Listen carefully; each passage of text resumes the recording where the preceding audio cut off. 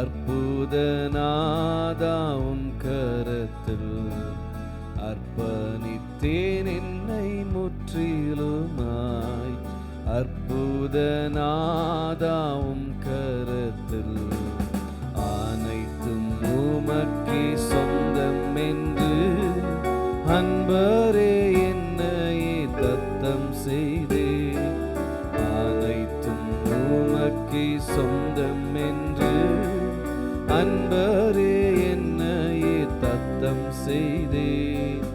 அனைத்தும் கிறிஸ்துவுக்கே எந்தன் அனைத்தும் அர்ப்பணமே. அனைத்தும் கிறிஸ்துவுக்கே எந்தன் அனைத்தும் அர்ப்பணமே. என் முழு தன்மைகள் ஆவல்களும் அனைத்தும் கிறிஸ்துவுக்கே. என் முழு தன்மைகள் ஆவல்களும் அனைத்தும் கிறிஸ்துவுக்கே. என் எண்ணம் போல நான் அலைந்தேனே, என்னை தடுத்திட்டதாரும் இல்லை. என் எண்ணம் போல நான் அலைந்தேனே, என்னை தடுத்திட்டதாரும் இல்லை. உம் சிலுவை அன்பை சந்தித்தேனே, நொறுங்கி வீழ்ந்தேனே உம் பாதத்தில். உம் சிலுவை அன்பை சந்தித்தேனே, நொறுங்கி வீழ்ந்தேனே உம் பாதத்தில். அனைத்தும் கிறிஸ்துவுக்கே எந்தன் அனைத்தும் அர்ப்பணமே. அனைத்தும் கிறிஸ்துவுக்கே எந்தன் அனைத்தும் அர்ப்பணமே. என் முழு தன்மைகள் ஆவல்களும் அனைத்தும் கிறிஸ்துவுக்கே. என் முழு தன்மைகள் ஆவல்களும் அனைத்தும் கிறிஸ்துவுக்கே. என் வாழ்வில் இழந்த நன்மைக்கீடாய் எஞ்சிய நாட்களில் உழைப்பேனே. என் வாழ்வில் இழந்த நன்மைக்கீடாய் எஞ்சிய நாட்களில் உழைப்பேனே.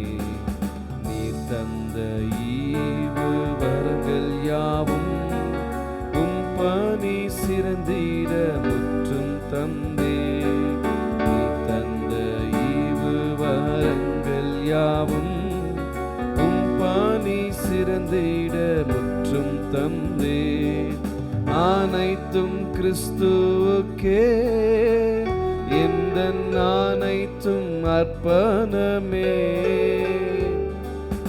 அனைத்தும் கிறிஸ்துவுக்கே எந்தன் அனைத்தும் அர்ப்பணமே. என் முழு தன்மைகள் ஆவல்களும் அனைத்தும் கிறிஸ்துவுக்கே. என் முழு தன்மைகள் ஆவல்களும் அனைத்தும் கிறிஸ்துவுக்கே. ஆண்டவரும் இரட்சகருமாகிய இயேசு கிறிஸ்து நாமத்தினாலே உங்கள் அனைவருக்கும் அன்பின் வாழ்த்துக்கள். இந்த நாளிலும் உங்களோடு நான் காணிக்கை தசம பாகத்தை குறித்து பேச விரும்புகிறேன். மல்கியா 3ஆம் அதிகாரம் 10ஆம் வசனத்தில் நாம் வாசிக்கும் பொழுது, என் ஆலயத்தில் ஆகாரம் உண்டாயிருக்கும்படி தசம பாகங்களை எல்லாம் பண்டக சாயலில் கொண்டு வாருங்கள். அப்பொழுது நான் வானத்தின் பலகணிகளை திறந்து இடம் கொள்ளாமல் போக மட்டும் உங்கள் மேல் ஆசீர்வாதத்தை வர்ஷிக்க மாட்டோனவென்று அதனால் என்னை சோதித்து பாருங்கள் என்று இருக்கிறது. தேவன் இப்படியாக இந்த வார்த்தையை சொல்கிறார், என்னை சோதித்து பாருங்கள், கொடுப்பதனாலே சோதித்து பாருங்கள் என்று. ஆமேன், அல்லேலூயா. சிலர் சொல்லுவார்கள், புதிய ஏற்பாட்டில் தசம பாகத்தை குறித்து சொல்லப்படவில்லை என்று. இங்கே வேதத்தில் கற்பனைகள் கொடுப்பதற்கு முன்பதாகவே ஆபிரகாம் அவன் தசம பாகம் கொடுத்ததை குறித்து நம்ம பார்க்கிறோம்.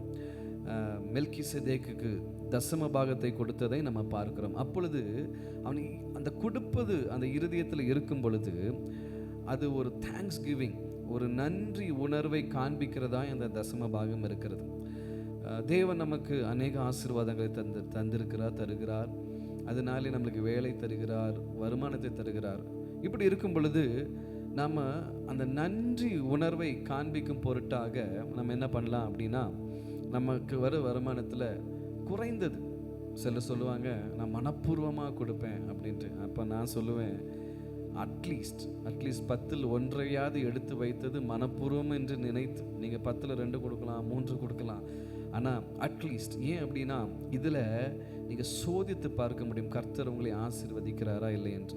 ஆசீர்வாதம் மட்டுமல்ல, இது ஒரு ஆராதனை. கொடுப்பது என்பது ஒரு ஆராதனை. ஆமென், ஹல்லேலூயா.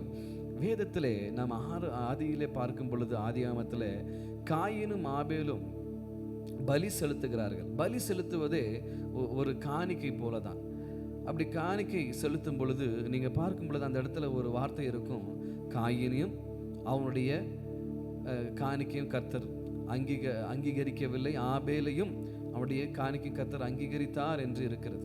ஆமென். அப்போது முதலாவது தேவன் அங்கீகரிப்பது உங்களை, அதுக்கப்புறம் தான் நீங்கள் கொடுக்கும் காணிக்கையோ தசம பாகத்தையோ. அப்போது நம்ம மனப்பூர்வமாக கொடுத்து பழகுவதில் நம்ம எப்படியா இருக்கணும், விசேஷித்தவர்களாக இருக்க வேண்டும். கட்டாயமாகவும் அல்ல, விசனமாயும் அல்ல, மனப்பூர்வமாய் கொடுக்க வேண்டும் என்று வேதத்தில் நம்ம பார்க்கிறோம். அப்போது நம்ம அப்படி கொடுத்து பழகும் பொழுது, நம்ம கொடுக்கும் பொழுது கர்த்தர் நம்மளை ஆசீர்வதிக்கிற தேவனாக இருக்கிறார்.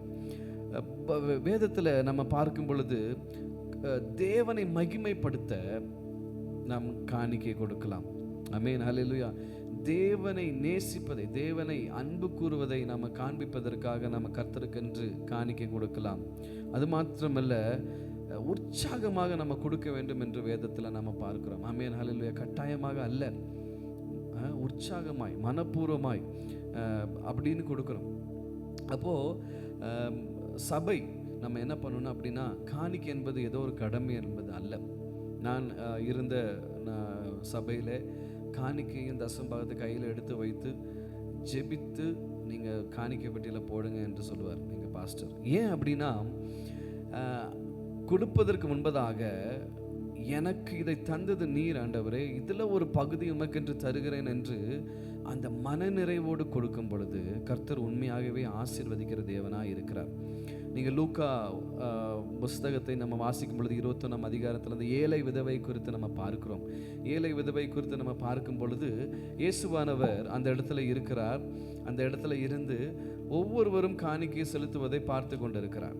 ஆமென். எல்லாரும் லைனாக நின்று ஐஸ்வர்யவான்கள் அப்படி எல்லாரும் காணிக்கை செலுத்தி கொண்டிருக்கும் பொழுது ஒரு ஏழை விதவையும் காணிக்கை செலுத்துகிறதை நம்ம பார்க்கிறோம். ஆமென். 21ஆம் அதிகாரம் 1ஆம் வசனத்தை நம்ம வாசிக்கும்போது, அவர் கண்ணேறிட்டு பார்த்தபோது ஐஸ்வர்யவான்கள் காணிக்கை பெட்டியிலே தங்கள் காணிக்கைகளை போடுகிறதை கண்டார். ஒரு ஏழை விதவை அதில் 2 காசை போடுகிறதை கண்டு, இந்த ஏழை விதவை மற்றவரை பார்க்கிலும் அதிகமாய் போட்டால் என்று மெய்யாகவே உங்களுக்கு சொல்கிறேன் என்று சொல்கிறதை குறித்து நம்ம பார்க்கிறோம். ஆமென். மற்றவர்கள் அவர்கள் இருக்கிற தாராளத்தில் கொடுத்தார்கள். இந்த ஏழை விதவை இருக்கிறது முழுவதும் கொடுக்கிறாள் என்று நம்ம பார்க்கிறோம். அப்போ இயேசு உள்ளத்தை அறிந்திருக்கிறார்.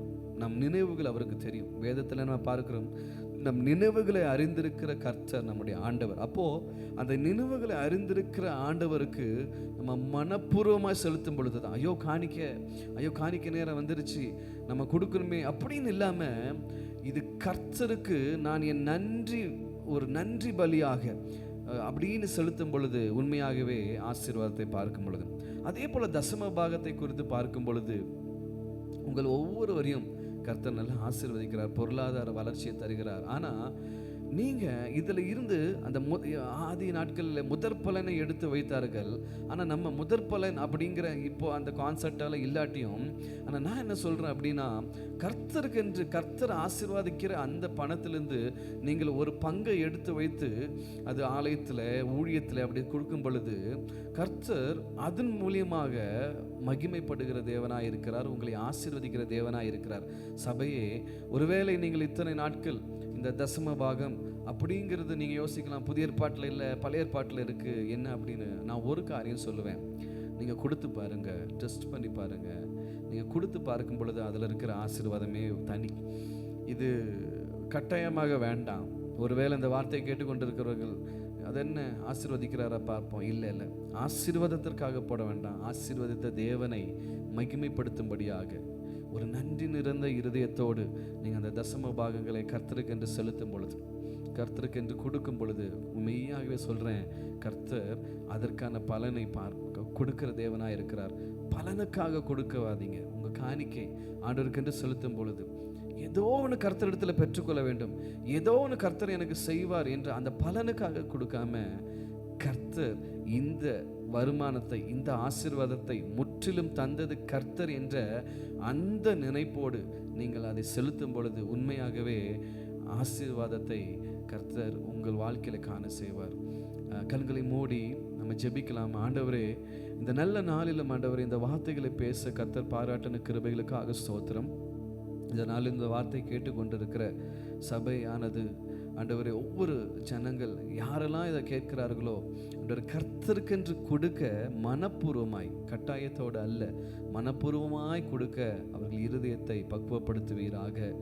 ஏதோ கொடுக்க வேண்டும் என்று அல்ல, ஏதோ சொல்லுகிறார்கள் என்று அல்ல, கொடுத்து ஆசீர்வதிப்பார் என்று அல்ல, நீர் எனக்கு தந்திருக்கிறீர், அதில் உமக்கென்று ஒரு நன்றி நிறைந்த இருதயத்தோடு திரும்ப தருகிறேன் என்ற அந்த நினைவோடு கொடுக்கத்தக்கதாக கர்த்தர் ஒவ்வொருவரோடும் பேசுங்கப்பா.